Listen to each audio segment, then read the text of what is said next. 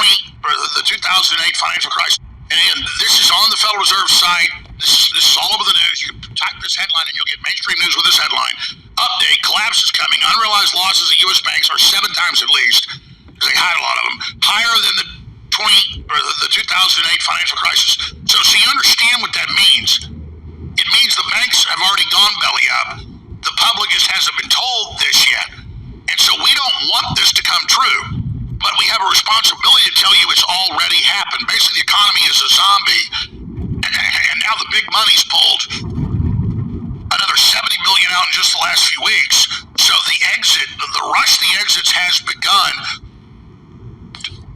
Dr. Elliott, you don't like to put exact time frames on it, but I asked you a few weeks ago, when is it happening? You said it's here.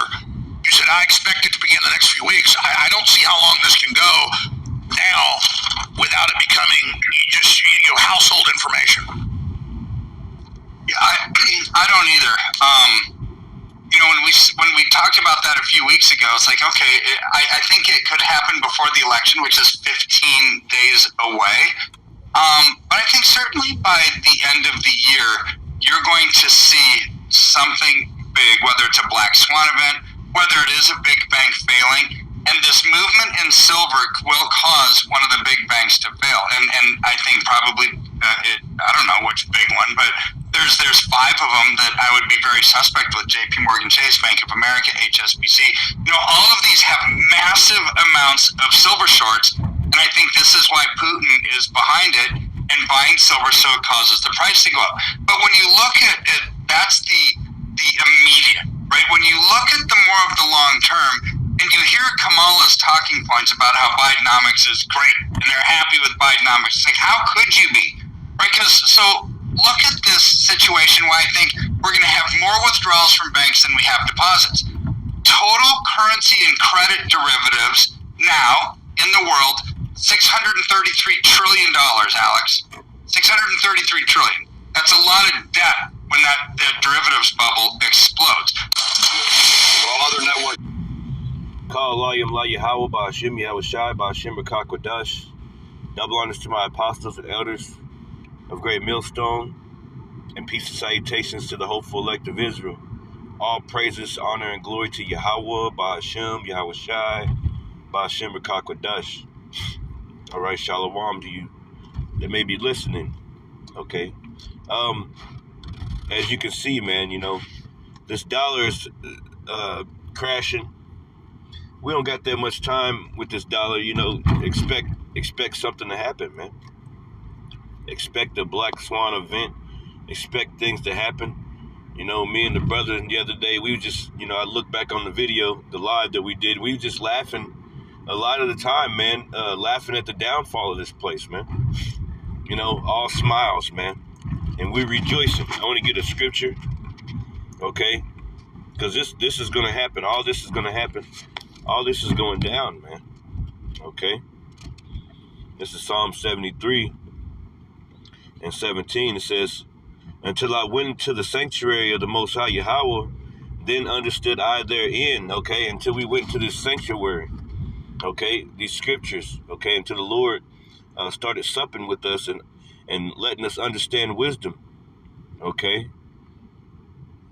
When we found out who we were and we found out what's going on around us, then we understood what the end game was.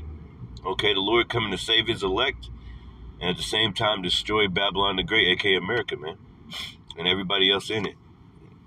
Okay, we're gonna throw these heathens into slavery. Okay, so we understand their end. So when we see these banks about to collapse and all these things like that, hey, we rejoicing. We rejoicing whenever we see these Edomites walking around, running around, just going crazy, man. Okay, we rejoicing at the fall of America, man. Okay, because this place is filthy, man. This place has done a lot of damage to the tribes, man. It's a lot of blood of our ancestors on this land, and it's crying out to the Lord, man. It says, until I went to the sanctuary of the Most High Yahweh, then understood I therein. Surely thou did set them in slippery places, and that's beautiful, man. The Lord set them in slippery places, and we kept going into Wisdom of Solomon, chapter 2, the mind state of Esau, Edom, how they think towards us, and how they know that this is their portion, man. They know that we're the Israelites. They know that the Lord is coming back to save his people and his elect, man. They know all these things, man. So they already know, like, all right, like in the book of Wisdom of Solomon, they like, well, let's go ahead and, do our thing, because this is our lot. Yeah, man, because the Lord set them in slippery places. And the Lord don't change, man. Malachi 3:6. It says, surely thou didst set them in slippery places. Thou castest them down into destruction. Yeah, they can't get away from their destruction. Everything's moving towards Esau, Edom's fall and Jacob's beginning, man. The scriptures tell you, can a leopard change his spot? Okay? Hey, the Lord made things for a reason, man. Okay, and Esau, Edom, he's not going to get away from his lot. Okay? He can enjoy it while it lasts, man. It says, surely thou didst set them in slippery places. Yeah, because, they're slipping around right now, man. That their moves are being made known. They can't hide anything anymore.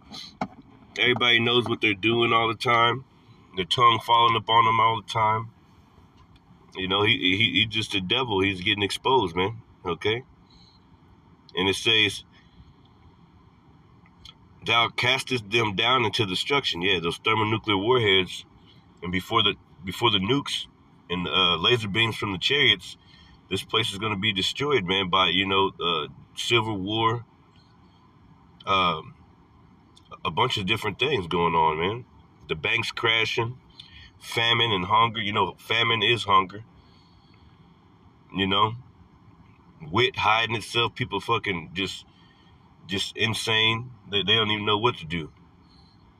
Okay, whenever your belly touching your back, you hungry, you're gonna be turning up. You're gonna be doing all types of shit that you never thought you would do, man. And that's the time that's coming to Babylon the Great, aka America, man. Evil, wicked time, man. That the Lord prophesied would happen, man. Okay, and it says, how are they brought into desolation as in a moment? Yeah, because the Lord said, in 1 hour, man. Hey, the destruction of this place is gonna come quickly, man. It says, as in a moment, they are utterly consumed with terrors. Yeah, they are consumed with terrors, man. All right. Famine. They're gonna be consumed with famine. Consumed with the four sword judgments. And they're coming on Esau, Edom too, man. Okay. Different animals ripping to shreds, marauders. The scriptures tell you about how a man shall desire to go into a city and shall not be able. It's going to be terrors, man. Earthquakes, probably, you never know what happened to Cali over there. Lord might just have that motherfucker float away a little bit somewhere, man. Cut off the whole damn land in different places. All types of earthquakes every day, man. So you never know. That verse, man shall desire to go into a city. It could be a lot of different things. The MOTB out there. It could be, it's a lot of stuff that's about to happen, man. Okay, for the controversy of Zion, the Lord gonna come back and get busy, okay, on these devils, man, and relieve his people, his elect, man. Well, finally, rest is coming, man. It says, as a dream, when one awaketh, man. That reminds me of Job, the book of Job, man. It says, as a dream, when one waketh, so, O Lord, when thou awakest, thou shalt despise their image. That's right, man. Okay, so, hey, the Lord coming back to take vengeance, man, on this place, man. And you can see it with all these things that are happening. All right, with that, I'd like to give all praise, honor, and glory to Yahweh Shai. Hopefully this message was edifying. I'd like to say shalom.